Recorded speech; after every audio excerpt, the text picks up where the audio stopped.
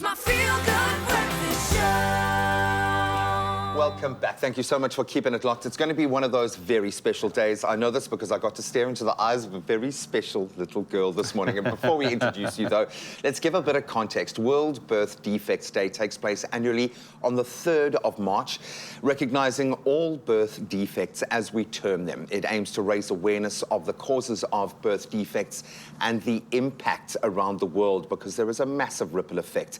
So let's put it in context again. In Southern Africa, around 11,000 children are born with clubfoot every year. And if it is left untreated, many children will then have congenital defects. They're forced to live a life of essentially disability. And here to chat more about this topic is Gabrielle Rademacher, who is the coordinator at STEPS, and then Carleen Minnie, who's brought along a little scene stealer, Madison, currently being treated for clubfoot. Ladies, Good morning. Welcome to it. Thank you so much for joining us. Can we just acknowledge, first and foremost, the cuteness of little Madison? She is adorable. You said she's 8 months old now. Yeah. And the posture's fantastic. Yes. Well done, Mom. She's owning her Smashing space it. this morning, that is for sure. Gabrielle, let's start talking about this. What exactly, clubfoot, when we speak about clubfoot, what exactly is it, and why is it detrimental if left untreated for a young baby? So clubfoot is a condition that's present at birth. Here, I have an example for you. Okay. Where the foot is twisted inwards at the ankle and pointed downwards. And the tendons will be very stiff and tight, and the foot's very rigid. Okay. So that's a clubfoot. What drives that? Is it the tendons itself? Is it something with the mechanism of that muscle and tendon function? Is it the structure of the bone? What is actually going on to lead to the structure? So it's a tightening of the tissue within the ankle. They don't know all that much about why and how it happens, because it just happens. You can't really prevent it. And then it can also sometimes be the position that the baby's was in the womb, yeah. In the womb, but then it's slightly different. Then the structure on the inside isn't. The structure on the inside of the foot isn't different. It's just because it's been held in that Held position. like that, and obviously that's how the tendons then kind of formed and shortened, I suppose. So that would be a positional clubfoot, much easier to treat. It sort of just goes quite quickly, whereas the congenital one, where there's a genetic defect, so to speak, within the foot, it's more difficult to correct. Sure. This word terrifies me. Defective. I will slap you across your face. You call my baby defective in any way. Yeah, I think the thing to remember is it's not a death sentence. You know, it can be treated. What has your experience been like with young Madison going through a process like this? Well, I think obviously for every parent it is traumatic and it's a challenge, but it's been good. And obviously we've got the wonderful people at STEPS helping us, and you know, we keep going to all our doctor's appointments, and every day and every week just gets closer and closer to, you know, that time which will be completely won't have any Be free of it. Yeah. I suppose the danger here is because she's going through such a critical developmental phase. We joke about posture and those sorts of things. You are already terrified as a parent that you're not doing everything, that you're missing a milestone, that you haven't got it right, that your genes are going to weigh in this. How did you go through that mental transition? Because you're giving such a beautiful, calm energy right now, which I know comes with the mommying. Yes, you're also giving a beautiful energy right now. Not quite so calm, Madison. All right, I know it's all on you. I know that you're the one driving this, but as a parent, especially going through this phase, how did you wrap your head around it? Did you have to have that talk with yourself? Did someone else have to have that talk with you? How did you galvanize yourself into this positive mindset? Yeah, so I think a lot of it is having your support system around and be knowledgeable, reading up, and you know, seeing how, like I said, it doesn't have to be a bad thing. You know, it can, with all this treatment that they're getting, they won't be disabled. And I think just focusing on the long term than the short term. Because there's so much more than this condition. So much more. Yeah. We're going to get to what STEPS are doing in just a moment. You guys are not going to go anywhere. How is little Madison today? Is she doing well? Is she moving about like a baby should? Look at these beautiful feet. Look at those beautiful feet. You can't, No. You won't even know. How severe was the clubfoot with Maddie? With hers, yeah, she had, Really? yeah, she was completely, her foot was completely turned in like that on one side. So yeah, and she's on the maintenance phase now. So she's gone through all the casting and so on, and now we're on just what they call the boots in a bar. She keeps looking at all of us like, y'all trying to steal the credit for my wonderful story. There is one real little hero in the works here, and I love the fact that this in no way seems to be slowing her down or affecting that beautiful nature. So well done to you for getting to this point. That in itself is hope enough that there is treatment, there is a community of people waiting to help you. We're going to continue to discuss Clubfoot specifically as it relates to young children. If you've got any insights, please let us know. 0634088863. We'd love to hear from you. It's my feel-good breakfast show.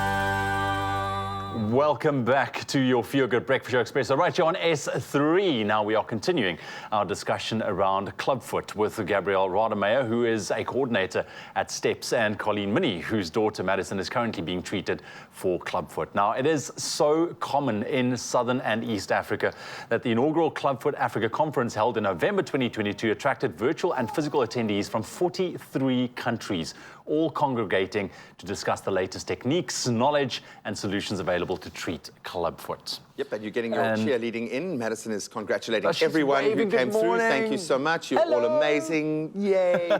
Oh, and she just clocked herself on TV for the first time. We know what you're going to do when you grow up. Yeah. And she, of course, is free to do what she wants to do when she grows up, because clearly her treatment is working.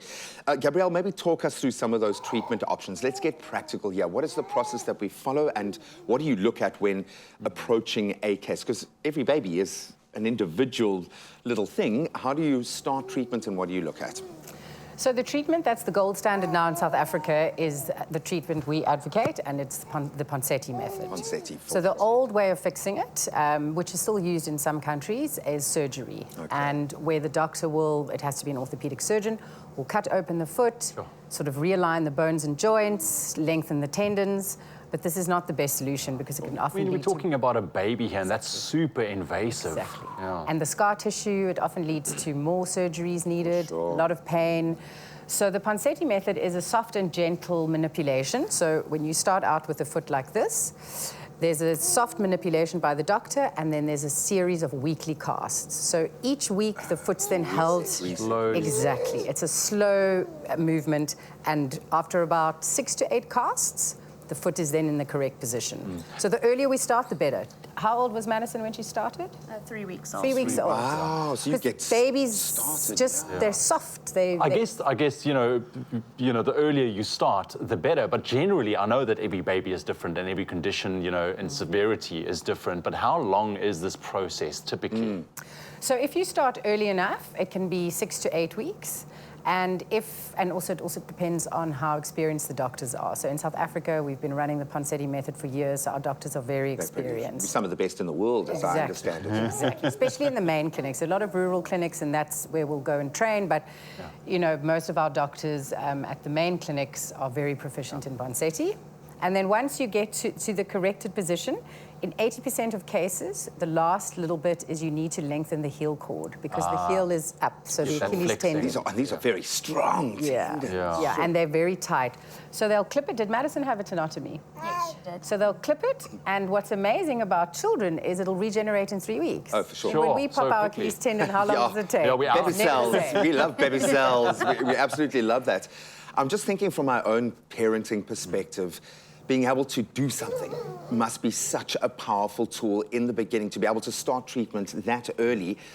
How much of a shift in the way that you approach parenting have you had to structure around this and the treatment?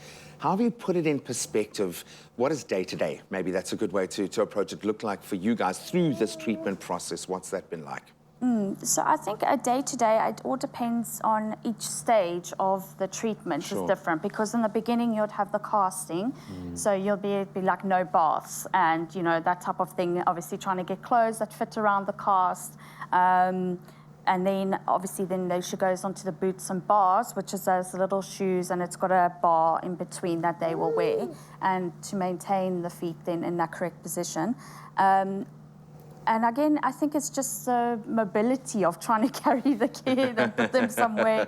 But yeah, it's somebody I was fortunate enough to have somebody I know whose child also had Clubfoot, and the way she gave me such perspective in the sense that you would be a worse parent if you didn't correct it, because in the long term they would have the disability and the pain, but you know, because in the beginning you feel, you know, it's awful having. You're putting them through that. And I'm sure exactly. just having the options of help available through you know organisations like Steps, you know, puts a mom at ease. You know, when you hold that newborn baby, I mean, you want everything to be perfect. You want everything to be just absolutely moonshine and roses. But then you're faced with a condition, and knowing that it can be solved and it can be fixed. I mean, it must be a huge relief for you as well. Yes, exactly. Knowing that, I mean, should be able to have a normal life like any other children, running around and wearing proper shoes and, you know, that mobility for herself. And Maybe with a little will. extra metal because she's had to face a challenge from the very first This is what we steps. find with these kids, is the poor parents. It's much harder on the parents than it is on the kids. Sure. Hugely. And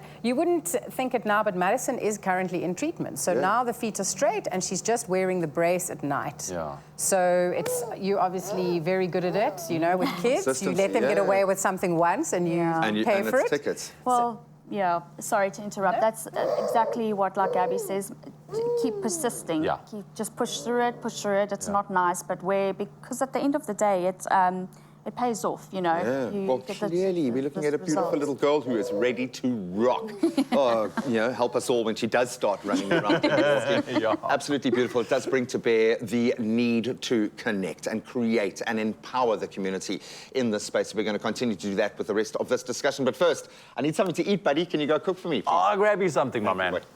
It's my feel-good breakfast show. Welcome back as we wrap up our discussion around Clubfoot with Gabrielle Rademacher, who is a coordinator at Steps and very kindly stepped in to educate us this morning, and Carleen Minnie, whose daughter, gorgeous little fierce force of nature Madison, is currently being treated for Clubfoot very successfully, we might add.